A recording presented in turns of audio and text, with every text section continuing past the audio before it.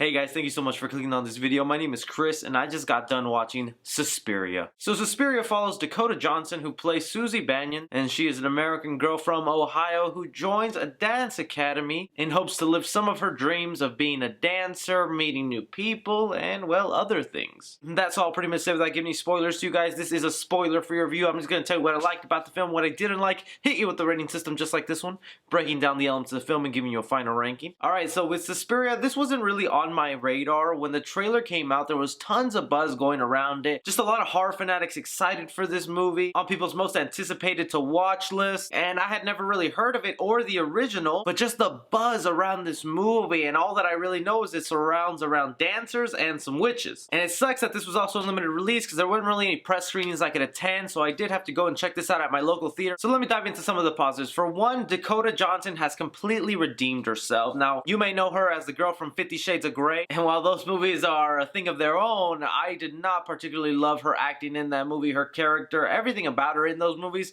Trash. But in this movie, she completely redeems herself and proves to me that she is an actress capable of a lot of strengths. Her character had tons of layers to it, was menacing. There's not too much I want to go into when talking about this film because it really is all about the mystery and exploring this movie as it plays out in front of you. You also have Tilda Swinton, who was also really great, and she actually played a couple of characters in this movie. The main one where she doesn't really have any prosthetics on was Madame Blanc, who was sort of the instructor of the dancers in this movie. But honestly, Tilda Swinton playing Dr. Joseph Kempler in this movie was the best part in my opinion. This is the character I most sympathized with. Every time this character was on screen, I was excited to see what was going on with him, how his story was continuing. Not really much I want to say, just know he's sort of investigating a missing woman's case, and as he gets closer and closer and diving into that mystery, just everything that unravels, the acting, the character's mannerisms, just makes me almost want to say Tilda Swinton definitely deserves some sort of Oscar recognition for bringing this character on the screen. Another thing that really elevates this movie from your average horror movie is the director, Luca Guadagnino. And I hope I'm pronouncing that correctly. If I'm not, someone go ahead and tell me exactly how to pronounce it. Now, he directed Call Me By Your Name, which did get Oscar recognition come earlier this year. And I absolutely adored that movie. Everything about it, the romance, the drama, the way he captured that story. And to see him turn the script and give us a psychological horror movie,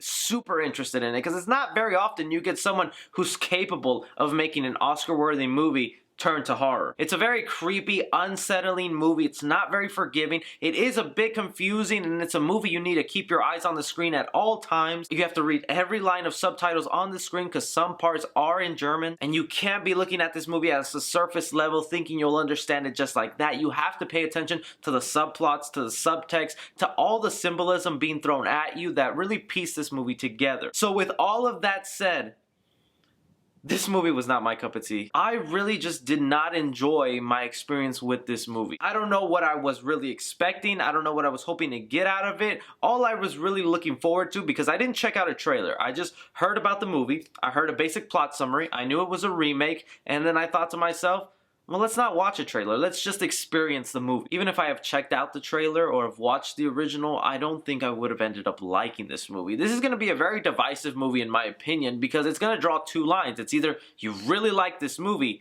or you didn't like it at all. I find it hard to believe if anyone has a middle ground and just calls this, it was an okay movie, it was good, it was not bad. A lot of it contributes to the slow pace of this movie. Now, slow pace isn't always bad. I actually really enjoy a slow pace movie. Call Me By Your Name. That was a movie that had a very slow pace, but was well executed. In this movie, it drags on to me. And at times, I really felt like I was just wanting this movie to end. While some of the horror sequences in this movie were gory, right in your face, used practical effects, everything in a textbook that would get a horror fan like me excited, was done great, but sometimes they were overplayed. I get all the symbolisms, I get the metaphors it was going for, I understand what this movie represents, and in fact, I have an ending explanation video that I'll post later today, so if you guys want to check that out, link it in the description or card right above me. But when it's all said and done, I just did not really enjoy my experience, and I have a hard time recommending this movie to anybody because I don't know how you're gonna take it. The movie's really for people who enjoy an artsy type film. It really gives you that foreign film vibe, especially since the original was a foreign film. film. I really recommend anyone who's super excited to watch this movie to sort of tame your expectations, to not go in really hoping for an all-out horror movie, because it really isn't. It's more of a psychological thriller. And I'm not going to pretend here and say just because it was shot amazingly, it was well acted, it had a story, it had symbolism, it had metaphors,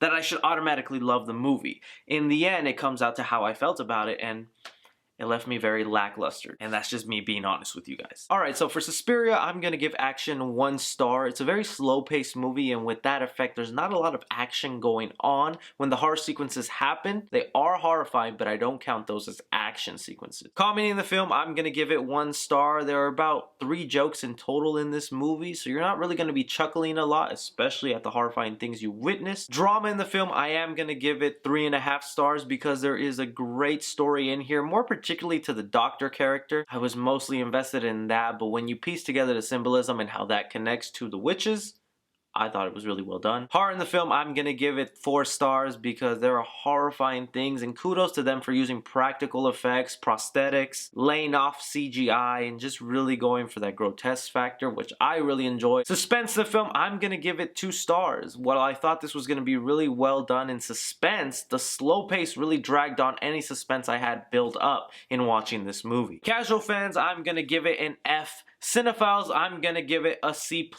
and critically, I'm going to give it a B-. For Suspiria, in my honest opinion, it's a movie that you would rent. Play the movie, yeah. But that's just really my opinion on the film, guys. If you absolutely love this movie and you found it so captivating and thrilling, scary, I'm happy for you. I'm not taking that away from you. This was just how I felt, and heck, you can even convince me and let me know down below why I should love this movie. But like I said, guys, I will have an ending explained for that, so please check that video out if you were confused with the movie, you didn't completely understand it, or someone who's a big horror fanatic dragged you to see this movie and you don't really like it, but you do want to talk about it, because that's where I kind of am in this boat. Be sure to like and subscribe. Follow me on Twitter at 3C Film Review, but as always, I'm Chris. Take care.